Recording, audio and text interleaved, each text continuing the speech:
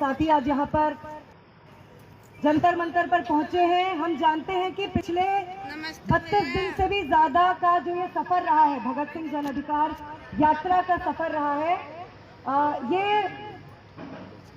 आप किस तरीके से इसको बयान करें। हमारी खुद अपनी जितनी उम्मीदें थी, जितनी अपेक्षाएं थी, उससे कहीं ज्यादा बेहतरीन सफर रहा है। कई नए साथी हमें मिले हैं जो इस कारवां में हमारे साथ जुड़े, हमारे साथ आगे शामिल, जो इसके अगले चरण होंगे उनमें शामिल होने का उन्होंने संकल्प भी जताया।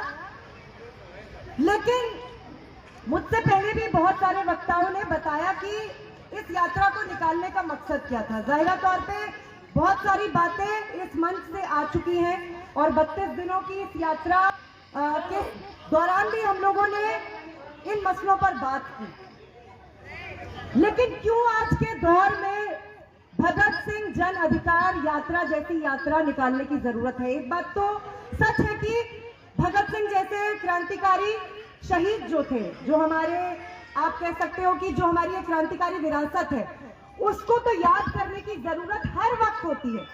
ऐसा नहीं है कि आज 2023 में याद करने से भगत सिंह कुछ एक्स्ट्रा या कुछ ज्यादा अहम हो जाएंगे, लेकिन कोई वजह होगी कि आज के दौर में भगत सिंह को याद करने के मायने क्या हैं। क्यों मैं ये बात कह रही हूं? क्योंकि अगर यहां मौजूद हमारे मेहनतकश साथी, हमारे स्टूडेंट फ्रेंड्स, हमारी आंगनवाड़ी की बहनें, अगर आप भगत सिंह के विचारों को पढ़े, उनको जाने, जो कि ये सरकार हमें पढ़ने नहीं देती है, हमें जानने नहीं देती है। क्या बात है कि मोदी सरकार के सत्ता में आते ही अचानक सिलेबस जो है वो बदलने लग जाता है। आप सबको पता होगा कि इन्होंने इतिहास को बदलने की कार्रवाई बहुत पहले से शुरू की थी, लेकिन अभी वो कार्रवाई बहुत धड़ल्ले से हो रही है। लेकिन आज से पहले भी, इससे पहले भी जो तमाम सरकारें रही थी, वो कभी भगत सिंह के विचारों की बात नहीं करती थी। हमें बताया जाता था, और हमने कई ऐसी फिल्में देखी, लेजेंड ऑफ भगत सिंह जिसमें अजय देवगन ने रोल किया था, हमने बॉबी देओल वाली भी एक फिल्म आई थी, वो भी की थी। हम फिल्में देखते थे या हम भगत सिंह का जैसा चरित्र होता था, मुझे याद करना, फिर आऊंगा एक दिन, कभी कभी ऑटो के पीछे, ट्रक्स के पीछे भी लगा रहता था, लेकिन विचारों के बारे में कोई बात नहीं करता था। और आज के दौर में क्यों भगत सिंह को याद करना? जो केंद्र में बैठी भाजपा सरकार है उसके हलक से नीचे नहीं उतरने वाली बात होगी, ये जानना जरूरी है। क्योंकि आप अगर भगत सिंह के विचारों को पढ़ेंगे, जानेंगे, तो आप एक बात समझ जाएंगे कि अगर आज के दौर में भगत सिंह हिंदुस्तान में होते तो यही मोदी सरकार, अमित शाह और भाजपा उन पे देशद्रोही होने का ठप्पा लगाती। क्योंकि भगत सिंह ने ही कहा था, जो सरकार देश की जनता को उनके अधिकारों से वंचित कर दे, मेरी कोई अपनी बात नहीं है, भगत सिंह को ही कोट कर रही हूं, जनता का कर्तव्य है कि ऐसी सरकार को बदल दे, उखाड़ फेंके, समाप्त कर दे। ये भगत सिंह के विचार हैं। क्या आज केंद्र में बैठी भाजपा सरकार इन विचारों को सुन पाएगी? नहीं सुन पाएगी। इसलिए अगर आज भगत सिंह होते तो सबसे पहले जो अंग्रेजों ने देशद्रोह का कानून, सेडिशन का लॉ लाया था, वो मोदी सरकार सबसे पहले भगत सिंह जैसे क्रांतिकारियों के ऊपर ही लगाती। और हमें ये जानने की जरूरत है, ये विचार हर किसी हुक्मरान के लिए, जो पूंजीपतियों की, धन्ना सेठों की, बड़े बड़े कुलकों, फार्मरों की, व्यापारियों की, बिचौलियों की नुमाइंदगी करती है, उन सारे हुक्मरानों के लिए भगत सिंह के विचार बदहजमी पैदा करने वाले हैं।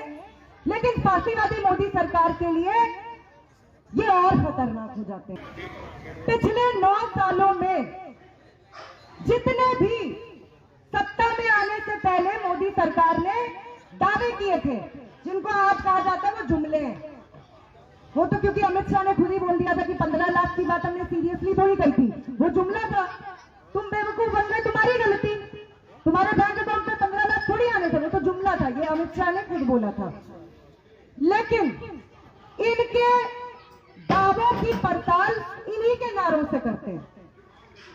इन्होंने कहा था, बहुत हुई मार अब की बार मोदी सरकार, याद है सबको? किया था कि नहीं कहा था? आज के टाइम में महंगाई के आंकड़े देख लो। यहाँ बहुत सारी बहनें हैं, अपना घर भी चलाती होंगी। रसोई गैस की कीमत 1100, हाँ और बढ़ गई। पेट्रोल डीजल की कीमत 100 के पार। चावल, नमक, दाल जैसे जो आम मेहनत का आबादी और हर कोई जो बेसिक जरूरत की जो खाद्य सामग्री है, उस पर इस सरकार ने जीएसटी लगाया। इस सरकार ने जीएसटी उस पर लगाया। लग्जरी आइटम्स पर जीएसटी नहीं है, लेकिन दाल, चावल, चीनी पर जीएसटी है। ये वो सरकार है जो तब कह रही थी बहुत हुई महंगाई की मार।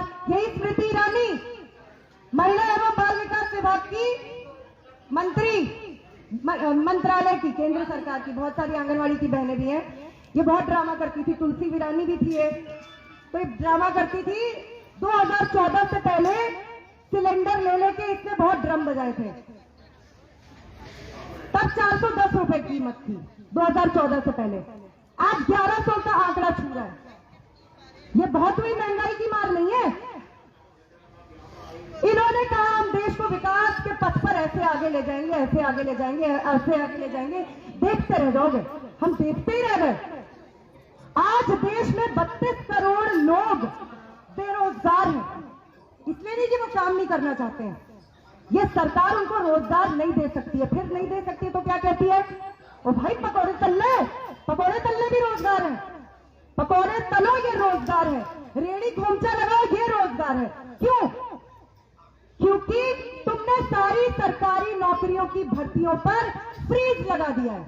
इसी सरकार का आंकड़ा कहता है कि पिछले 9 सालों में 22 करोड़ आवेदन जो सरकारी नौकरियों में, अलग अलग विभागों में जो आवेदन हुए, उसमें सिर्फ 7 लाख लोगों को रोजगार मिला है। सरकारी नौकरी की बात हो रही है। अभी 12 अप्रैल को केंद्र सरकार का एक ऑर्डर आया, वो भी रातों रात आया है। आंगनवाड़ी कर्मियों के लिए, उन्होंने पूरे देश के आंगनवाड़ी कर्मियों के लिए रातों रात रिटायरमेंट के रूल बदल दिए। 1 साल सबकी जॉब का खत्म। पहले 60 साल में रिटायरमेंट होता था, अब 59 ईयर्स में रिटायरमेंट हो जाएगा। रातों रात ऑर्डर आए। 12 अप्रैल को ऑर्डर है और 30 अप्रैल से ये ऑर्डर लागू हो जाएगा। और हम आंगनवाड़ी में काम करने वाली औरतें तो अभी प्रॉपरली सरकारी जॉब भी नहीं कर रही है, वॉलंटियर है ये। और यही काम इन्होंने बीएसएनएल, एमटीएनएल, रेलवे और जितने भी सरकारी विभाग थे, रेलवे तो सबसे बड़ा सरकारी एम्प्लॉयर था, ये किया। तो इस तरीके से इन्होंने देश को ऐसे विकास के पथ पर ले जाकर विश्व गुरु बना दिया कि 32 करोड़ लोग जो हैं इस देश में बेरोजगार हैं। इस सरकार बहुत हुआ महिलाओं पे अत्याचार, अब की बार मोदी सरकार और बेटी बचाओ बेटी पढ़ाओ। बहुत सारी बहनों ने सोचा हाँ ये तो बात सही है, मोदी जी ने क्या हुआ, अपनी पत्नी के साथ जो किया सो किया, वो तो उनका जाती मसला था। लेकिन बीजेपी जो है वो हमारी हिफाजत कुछ करने वाली है, ये कुछ करेगी। ऐसी हिफाजत की मतलब कि हिफाजत को भी शर्म आ जाए, ऐसी हिफाजत की। बलात्कारियों के संरक्षण में और उनके सपोर्ट में तिरंगों को लेकर यात्राएं निकाली, उनके स्वागत में उनका माल्यार्पण हुआ। चाहे 8 साल की कठुआ में एक छोटी बच्ची के बलात्कारी हो, या ये जो कुलदीप सिंह सेंगर, इनका उन्नाव वाला 28 केस है उसके खिलाफ, बलात्कारियों को संरक्षण देने का काम इस पार्टी ने किया। तो बेटी बचाओ बेटी पढ़ाओ का असल में क्या वो था? ये एक चेतावनी थी, सिग्नल था। भाजपा से बेटियों को बचाओ, आप गलत समझे थे कि वो बेटियां बचाने निकले हैं, वो नहीं निकले हैं। और बेटियां क्या पढ़ेंगी जब तुम शिक्षा का निजीकरण और सांप्रदायिकीकरण कर रहे हो न्यू एजुकेशन पॉलिसी, नई शिक्षा नीति के तहत? तो क्या बेटी और क्या बेटे पढ़ पाएंगे? क्योंकि आप यूनिवर्सिटी, कॉलेज और स्कूल, पढ़ाई और शिक्षा और उसके बाद रोजगार देने स्थान नहीं है, वो शॉपिंग मॉल है। औकात है तो जाओ शॉपिंग मॉल से खरीदो जो तुम्हारे पसंद का वो है, जैसे आप किसी कपड़े की शॉपिंग करते होंगे। और यहाँ पर बैठे हुए आम घरों के लोग, इनके बेटे बेटियां, ये स्टूडेंट जो उन शॉपिंग मॉल की शक्ल तक नहीं देख पाएंगे। ये इस सरकार ने 2014 के बाद बेहतरीन वॉशिंग मशीन एक ही है, सबसे बढ़िया कंपनी की है। और इतनी बढ़िया कंपनी की वॉशिंग मशीन एक ही बन सकती थी। 614 करोड़ रुपए एक साल पूंजीपतियों के इलेक्टोरल ट्रस्ट जिस पार्टी को देते हो, तो वो अपनी वॉशिंग मशीन उतनी चाक चौबंद तो बना ही सकती है। कौन सी है वो वॉशिंग मशीन? बीजेपी नाम की वॉशिंग मशीन है और टाइड से भी बेहतर सफेदी देती है। ऐसी सफेदी कि टाइड, सर्फ एक्सेल और बाकी ये सब शर्मसार हो जाएंगे, ऐसी सफेदी देती है। आप बलात्कारी हैं, ज्वाइन बीजेपी, बलात्कार के सारे रिकॉर्ड गायब। आप दंगाई हैं, ज्वाइन बीजेपी, दंगों के सारे रिकॉर्ड गायब। आपने भ्रष्टाचार किया है, बीजेपी ज्वाइन कर लो, सारे भ्रष्टाचार के मामले खत्म। और तो और नोटबंदी भी एक घोटाला ही था, बल्कि बहुत बड़ा घोटाला था। याद है, लाइनों में लगे थे, इन्होंने कहा काला धन। बाद अभी तो जो सबसे बड़ा घोटाला जिसका कि मोदी सरकार छू तक नहीं करी है, जो अडानी वाला घोटाला है, सारा का सारा विपक्ष बोल रहा है ज्वाइंट पार्लियामेंट्री कमेटी बनाओ, जांच करो, जांच भी नहीं करवा रहे। इसको भी राष्ट्र से ही खुल जाती है। लेकिन आपको, हमको आज बढ़ती बेरोजगारी, बढ़ती महंगाई, भ्रष्टाचार, असमानता और असमानता की खाई इतनी बड़ी है कि आज देश में जो ऊपर का 1% अमीरों का तबका है, वह देश की कुल संपदा का 40% अपने कब्जे में किया हुआ है। 40%। और नीचे की 50% आबादी के पास सिर्फ 3% है। हम उसी में आते हैं, 3% है। तो इन सारे मसलों पर हम बात ना करें, हम इनको मसला ना बनाएं, हम एकजुट ना हो, तो इसी सरकार के पास कुछ रामबाण नुस्खे, मंदिर मस्जिद, लव जिहाद, गौ रक्षा, लैंड जिहाद। अब तो त्योहारों, जो त्योहार मेल मिलाप के, भाईचारे के जो दिन थे जब हम मिलते थे एक दूसरे से, अब वो त्योहार भी दंगों के उत्सव बनाए जा रहे हैं। छोटे छोटे बच्चों को भारत माता की जय और जय श्री राम बोलने के लिए मजबूर किया जाता है, और अगर वो नहीं बोलते हैं तो उनकी लिंचिंग होती है, मार दिया जाता है इन्हीं दंगाइयों की भीड़ द्वारा। इस भारत का सपना देखा था भगत सिंह और उनके साथियों ने? नहीं। और हमें यह समझना पड़ेगा, यह हिंदू राष्ट्र का जो हवा खड़ा करके आज भाई को भाई का दुश्मन, हमारे आपके बच्चों के हाथ में त्रिशूल कृपाण थमाकर दंगाइयों की भीड़ में हमें शामिल करने की जो साजिश है, ये हमें समझनी पड़ेगी। ये कहते हैं लव जिहाद। लव गरीब हिंदू और गरीब मुसलमानों के लिए है ना। आम गरीब जो अलग अलग मजहबों के लोग हैं, वो अपनी रजामंदी से शादी करें, प्यार करेंगे, उनका निजी मसला है, जाती मसला है, इसमें क्यों हस्तक्षेप हो रहा है। लेकिन लव जिहाद आपके हमारे लिए। अब्बास नकवी भाजपा का नेता, उसने एक हिंदू औरत से शादी की है। मुख्तार अब्बास नकवी भाजपा के नेता है, मुसलमान है, लेकिन एक हिंदू औरत से शादी की उन्होंने। शाहनवाज हुसैन भाजपा के नेता है, मुसलमान है, उन्होंने भी एक हिंदू औरत से शादी की है। सुब्रमण्यम स्वामी भाजपा के बड़े नेता है, उनकी बेटी ऑब्वियसली हिंदू थी, उसने एक मुसलमान से शादी की। स्मृति ईरानी, उन्होंने तो पारसी से शादी की है। लव जिहाद ये नहीं होता है, लेकिन लव जिहाद आबादी, निम्न मध्यम वर्गीय आबादी, अलग अलग धर्मों की आबादी जब आपस में प्यार करे तो एक नकली मसला उछालकर लव जिहाद किया जाता है। फिर ये बोलते हैं लैंड जिहाद। क्या है ये लैंड जिहाद? सबसे बड़ा लैंड जिहाद तो भाजपा ने किया हुआ है। हर जिले में अपने कार्यालय खोले। अभी गुड़गावा में जाना, कोई रहता है गुड़गावा के पास? आलीशान कार्यालय, मतलब कई मंजिला है।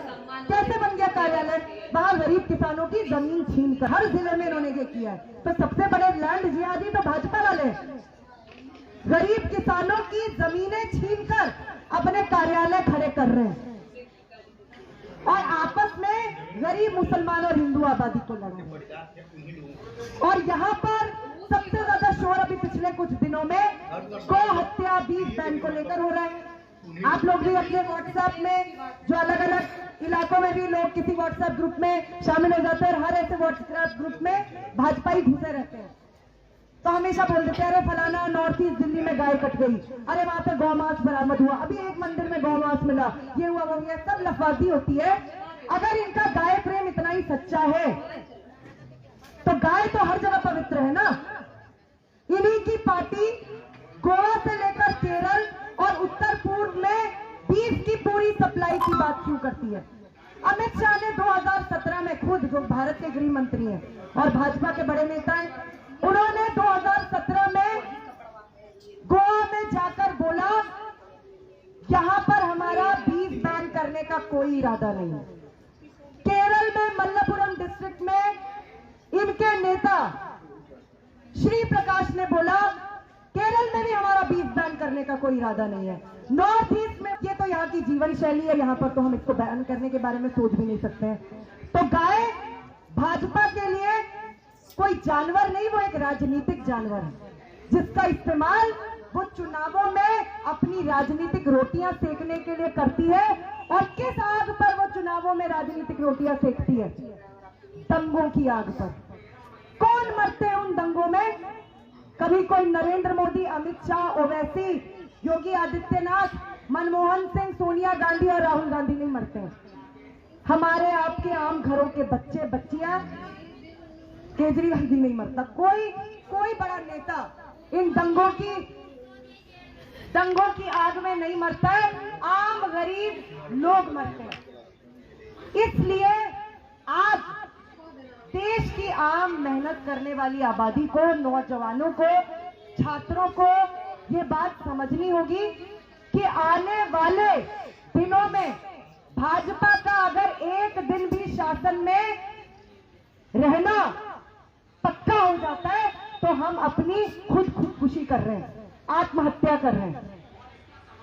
2024 में अगर ये जनता को नकली मुद्दों पर भड़काने वाले और उनके असली मुद्दों पर जब वो संगठित हो तो वो सारे अधिकार भी उनसे छीन लो। यूनियन बनाने का अधिकार छीन लो, स्ट्राइक करने का अधिकार छीन लो, ओवर टाइम को लीगलाइज कर दो। ये सारे काम करके वो पूंजीपतियों की तिजोरियां भरते हैं, जिसकी की नुमाइंदगी करने का काम भाजपा की सरकार और बीजेपी की पार्टी सबसे बेशर्म और नंगे तरीके से कर रही है। ये खुली तानाशाही जो पिछले 9 सालों में बरकरार है। साथियों, बहनों, दोस्तों, ये यात्रा इसी के खिलाफ चलाई जा रही थी, हमारे असली मसलों को लेकर चलाई जा रही थी। भगत सिंह जन अधिकार यात्रा आने वाले दिनों में भी न सिर्फ दिल्ली में बल्कि देश के अलग अलग राज्यों में चलाई जाएगी। 12 राज्यों में तो अभी इसी दौर में चलाई गई और भरपूर समर्थन, प्यार, स्नेह और अपनापन जो लोगों से मिला, उससे एक बात तो तय है कि इस देश की जनता अपने असली मसलों को लेकर उठ खड़ी होगी, संगठित होगी और भगत सिंह और हमारे जो क्रांतिकारी शहीदों की विरासत है उसको जिंदा करेगी और उनके सपनों के हिंदुस्तान को बनाएगी। शुक्रिया। इंकलाब जिंदाबाद।